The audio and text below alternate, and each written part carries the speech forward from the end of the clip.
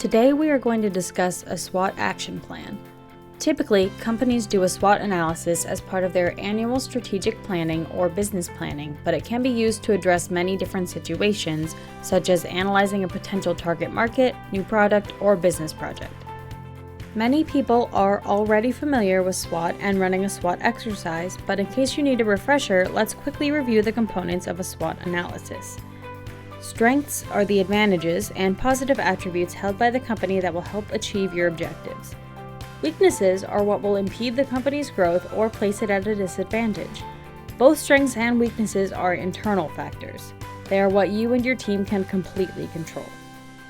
The external factors that you have little control over are opportunities, which are those conditions that the company can take advantage of and use to achieve the objectives, and threats, which are the factors that could damage or stop the company from achieving the objectives.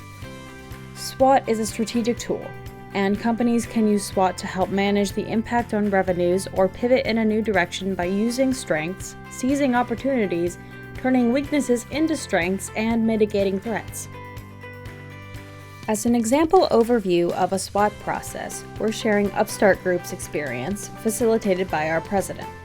We broke up the process over a total of 3 days to avoid burnout. The first day we focused on the SWOT analysis, using our template and brainstorming ideas for each of the 4 categories. We then reviewed the SWOT and, through discussion and collaboration, narrowed it down to a few items in each category. Prioritizing those items was difficult because everything felt important and our team got stuck on several points. After discussing and sharing opinions, we came to a consensus on the priority level for each item. On day 2, we tackled the SWOT action plan. With the amount of discussing and hard work and decisions we were making, the action plan ended up requiring an extra few hours on a 3rd day. We felt we had a solid plan to meet our objectives. Each team then took their assignments, drafted more specific tactical plans in some cases, and began execution. When running a SWOT analysis, the first step is to determine your objective. As mentioned earlier, one objective for a SWOT could be to use it for annual strategic planning or business planning, but it can be used to address many different situations, such as analyzing a potential target market, new product, or business project. The next step is to define your team. Picking and choosing who is the best team to tackle this challenge is really important. The team can be a single department, the C-suite, managers, frontline employees, or a combination of the above. After deciding who will participate, you must choose who is in charge of facilitating your team through this process. Someone has to organize it, get the team in a room together or on a Zoom call, and support the team to talk through the real issues even when it's hard. Our pro tip is to have an objective, experienced person outside your company or team to facilitate your SWOT. You could ask your CEO coach, a colleague who's had experience in facilitating, or another trusted advisor, which will allow all team members to be able to fully participate in the exercise. An internal person can be successful, but be aware that it's a challenge to facilitate these conversations while staying neutral. Upstart Group did not use a third party when we conducted our SWOT. This meant that our president, who was facilitating, couldn't fully participate in the process, which can be an obstacle to a successful SWOT. Every SWOT, if done at a really honest level, will hit hard points in the discussion. The facilitator needs to lead the team through those conversations without influencing the team or outcomes with their own point of view. This is hard to do, which is why we recommend using an outside facilitator who can guide your team from a neutral place. In facilitating SWOTs for our clients, they have reported that it's extremely helpful to have someone outside of the organization facilitate the exercise so everyone on the SWOT can participate fully. At the end of the video, we've included a link to download our free SWOT analysis template. We hope you'll use it to move your business forward. How do you draft your SWOT team? Well, that depends on your objective. If performing a SWOT analysis for your business as a whole, you need to have every area of your company represented. Your SWOT team may consist of key executives or the person or people with the best understanding and feel for the pulse in each area or department of your company. Depending on the situation and how comfortable you are being super transparent to employees, you can choose to include your frontline customer-facing staff because they often have the most amazing insight. Plus, it will help them feel trusted and an important part of the organization if you bring them in to contribute to an executive meeting. Now we're going to take a deep dive into each component of SWOT. As mentioned before, strengths already exist inside the company, and SWOT helps you figure out how to capitalize on them. To find strengths, look at where your company excels. It may be people, processes, unique skills or experience, relationships with clients, or strength of your partners. Often you can look at your best clients for clues. For our software client companies, as an example, they may ask, what's their strategic advantage over the competition? Maybe it's the engineering team, or patents the company holds, or it's a software team that can turn on a dime because they're hitting their development schedule right on the money. Find the strengths that already exist within your team and company, and be sure to look beyond the obvious. Remember, strengths and weaknesses are the internal factors. Weaknesses could be things such as we don't have enough people, we don't have the right people in the right seats, we're short on budget, our product isn't as good as the competition because we're missing some key features. Remember that looking beyond the obvious is important here too. There may be things that are viewed as an irritant that might actually be important weaknesses to identify. You'll find some strengths are also identified as weaknesses. That's okay, but if there are too many, it may mean you need to dig a little deeper. Don't worry, later in the process we will explore how you can turn some of your weaknesses into strengths. Let's move on to the external factors. First up, opportunities. When we look at the pandemic, for example, you may find things that could be an opportunity and a threat. If we look at it as an opportunity, what is out there for us? How can we use our existing capabilities and strengths to respond to new needs in the market? It's possible that one of your competitors is struggling, but they have strengths that you don't, so a merger or acquisition could be a positive opportunity for both of you.